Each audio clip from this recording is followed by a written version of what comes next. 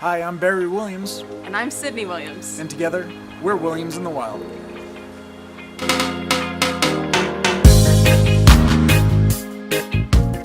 Welcome to Williams in the Wild, your backstage pass to what's happening in this van.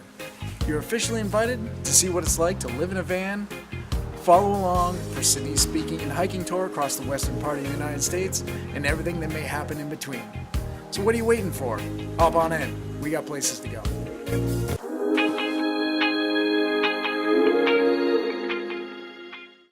We've been living in the van full-time for just over a month, and before I share my thoughts about that first month, I want to give you a little bit of backstory. Barry and I have been together since 2010 and married since 2012, and for most of our relationship, we've been living in small spaces.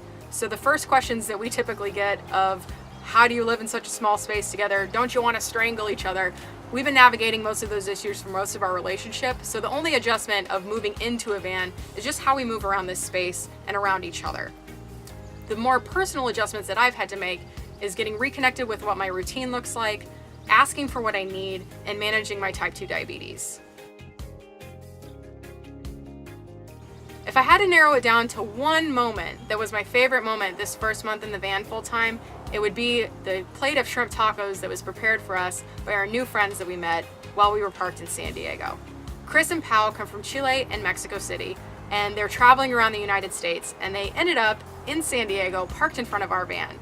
Over the course of the evening, we shared stories about our personal lives, what our lives were like before we lived in a van full-time, and at the end of the night, we were sharing shrimp tacos. For me, as a diabetic, one of the biggest challenges for the adjustment of getting into this van is understanding what I can eat and how I can prepare it. When I was living at home, I had a system established. And now that I live in a van, there's been a lot of adjustments as far as my personal nutrition goes. So reconnecting with Pao and Chris was absolutely perfect timing and divine intervention and just what the doctor ordered, because for the first couple weeks I was eating really convenient food because I didn't want to go through the stress or feel like I was being inconvenient by wanting to bust out the kitchen and make a full meal.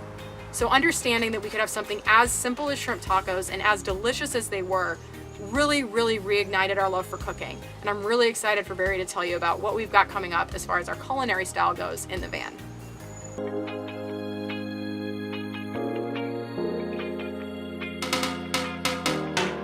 One of my all-time favorite things is that when the sun is setting, everybody stops what they're doing and just kicks back, cracks a beer or does whatever and enjoys the sunset, and everybody just sits and takes some pictures or just soaks it in with their eyes and it just enjoys it. It's very similar to the whole skydiving community.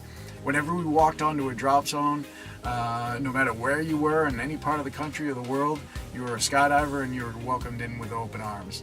Very similar to van life. You roll into a campsite or a parking area and there's another van lifer there, you have a friend. Tend to share a lot of food, a lot of dinner, and a lot of stories, and help. You know, if people have questions, they're more than willing to answer them and help you out and give you tips on what works, what doesn't, where to stay, where not to stay, and how to kind of get through your day. So we're doing something different every single day, and for somebody that has been diagnosed with attention deficit disorder, this is my jam because I'm constantly taking in new information and meeting new people and doing new things. So for me, van life and living a nomadic lifestyle such as this has been really a dream for me.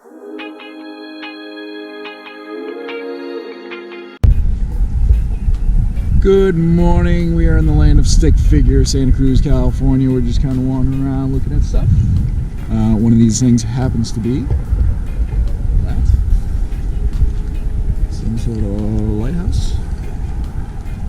And a beautiful sunrise with a beautiful lady. Hey, that's me.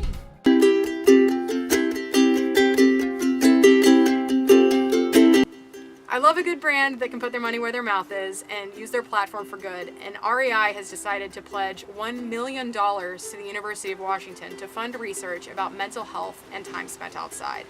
This is something that's near and dear to my heart. It's the backbone of Hiking My Feelings. And as somebody who has personally experienced the benefits of a through hike and extended periods of time in nature, I am so excited to see where this goes. And I am thrilled that this kind of research is being funded, especially by a company as big and as influential as REI. So thank you so much, REI. Thank you, University of Washington. And we look forward to seeing what kind of research comes out of this.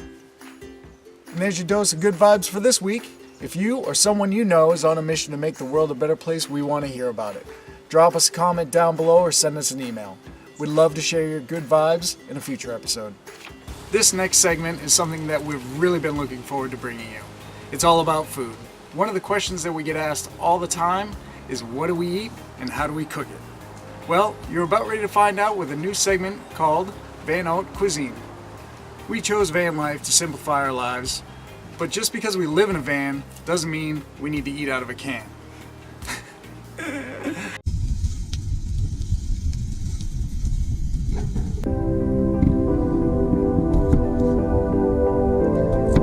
trying to make a break for it.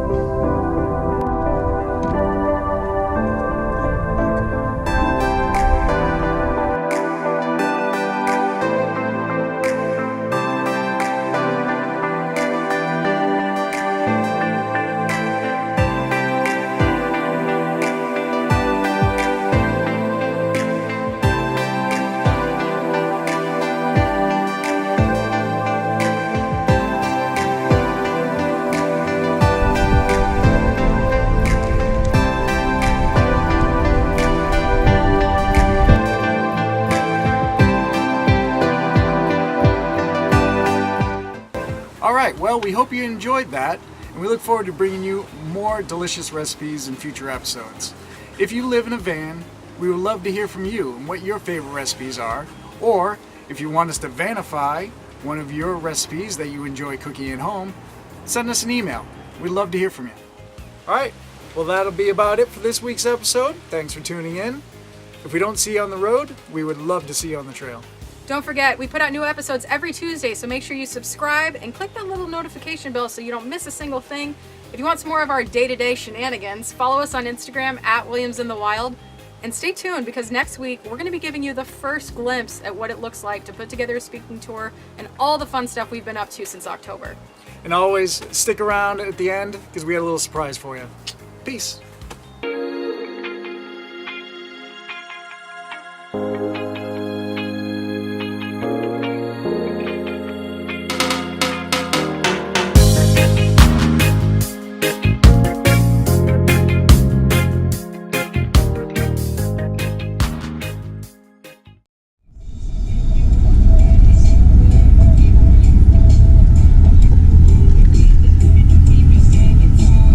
Pretty squatchy around here. That's what I'm saying.